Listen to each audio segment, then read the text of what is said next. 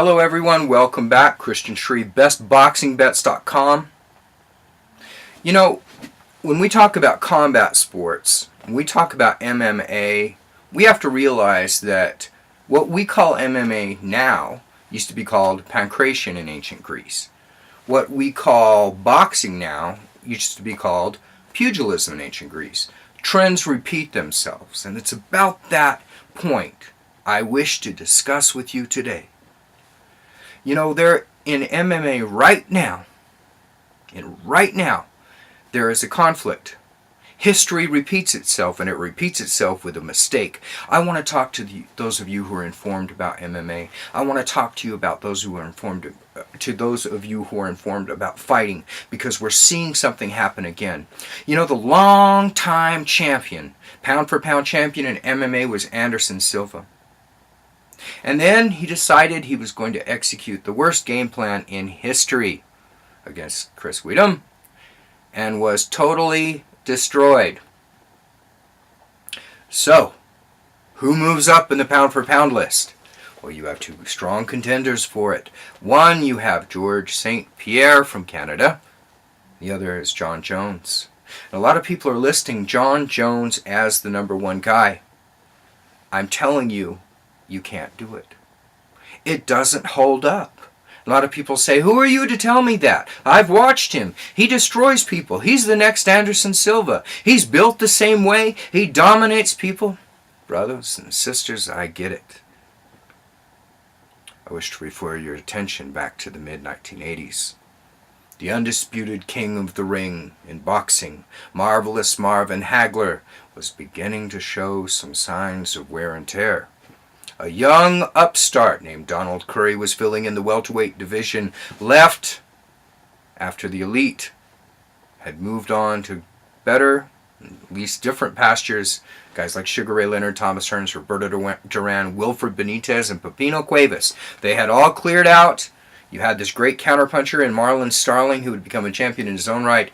You had Donald Curry, and Donald Curry looked as good as it got. He was sharp, he was fast, he could control everything. Man, he looked as good for his performances as Hagler did, maybe even a little bit better. Some pound-for-pound lists at the time began to place Curry above Hagler. When you're talking about the pound-for-pound list, what you're saying is this is someone who qualifies not just because of the opposition that they've beaten, but because of the different styles. This is someone with less vulnerability, more experience. It's not just how they look, it's not just market force based. It's how they perform and against whom they're performing their skills against, be it the different kinds of counterpunchers. You know what how they're going to respond against a real true dyed-in-the-wool puncher, against somebody who's going to move all night long, against somebody who's going to tease them. We need to add that now. Somebody who's going to taunt and tease them and try to mess with their mind. Someone who's going to box, someone who's going to charge, someone who's going to fight them on the inside and the outside. Well, Curry looked like he could do all those things, but he did them for a very short amount of time. Now, when I talk about the pound-for-pound title, I relate it to a different sport. I relate it to racing, auto racing, which my son loves. And I say, okay, so you have two, and they're neck and neck, lap and lap, right? And he says, yeah, it happens all the time. Happens all the time. One's a little head, one's the other head, you don't know. But what would happen if one had 50 more laps than the other? Would it matter so much that they're neck and neck?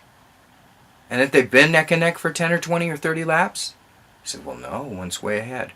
Well, when we refer back to fighting, MMA, boxing, we have to realize that with the pound-for-pound consideration, Jon Jones looks fantastic.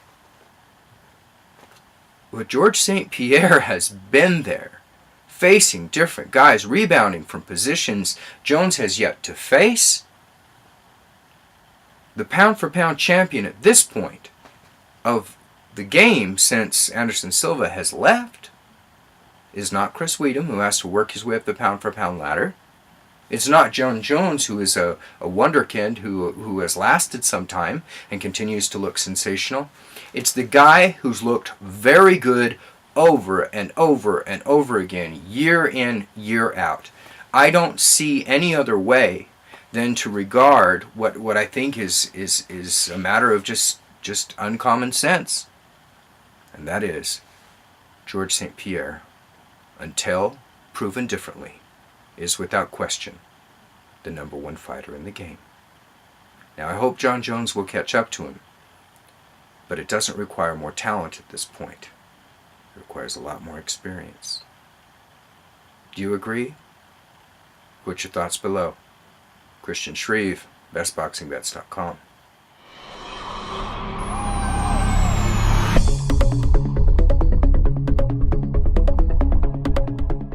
I'm Christian Shreve, and I'm here to tell you about why I think you should own my new book, Money Boxing, which is on sale now.